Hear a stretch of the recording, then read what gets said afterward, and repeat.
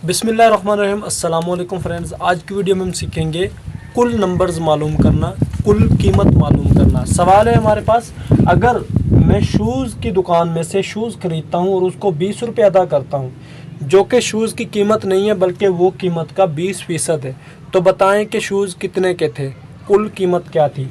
तो उसके लिए फार्मूला जो हमारा था ऑब्टेन अपॉन टोटल इनटू 100 था, वो चेंज होकर इन्वर्स होकर हो जाएगा total upon obtain into price, जो कि हमने दी है।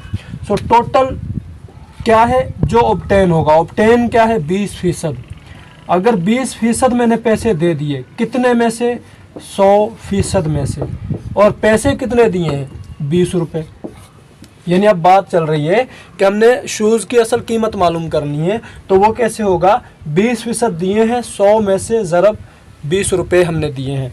तो अब बात चल रही है 0 into 0 to 1 the 2 to 1 the 2, तो जवाब आया हमारा 100 रुपीज़। अगर हमने किसी शूज़ के पैसे दिए हैं 20 रुपये, लेकिन वो उसकी दरअसल कीमत नहीं थी बल्कि वो उसका सिर्फ 20% था, तो वो शूज़ दरअसल कितने थे 100 रुपये के। अगर यहीं पर हम दूसरा सवाल करें कि अगर किसी ने बैंक का 500 रुपये अदा कर दिया,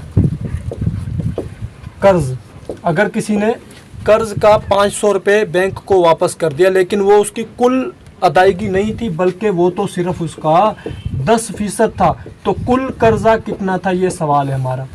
तो सेम मेथड से होगा, सिर्फ आपने थोड़ी तवज्जो रखनी है।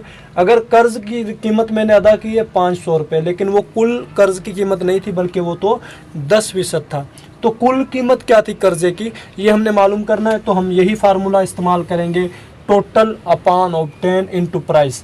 टोटल ऑब्टेन कितना फ़ीसद दिया हमने, 10% दिया, कितने में से, ऊपर हमने लिखना है 100 में से, और कितनी प्राइस दी है, यानी दिया कितना है कर्जा, 500 दे दिया, 500 दे दिया जो कि 10% था 100 में से। तो इसको हल करेंगे तो 0 इंटू 0, 100 ज़रब 5, 100 ज़रब 50, ये हो जाएगा 5000 रुपये।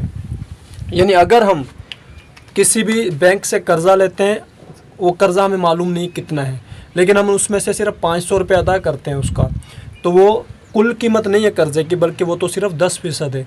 तो हमने मालूम करना है कुल कर्ज़ा कितना था, तो वो हमने मालूम किया कि वो तो 5000 था। उसका फार्मूला जो है वो इन्वर्स हो जाएगा, पहले था ऑब्टेन अपॉन टोटल, अब हो जाएगा टोटल अपॉन ऑब्टेन, और इनटू 100 नहीं, क्योंकि हमने फ़ीसद नहीं मालूम करनी, इनटू प्राइस जो हमने अदा की है।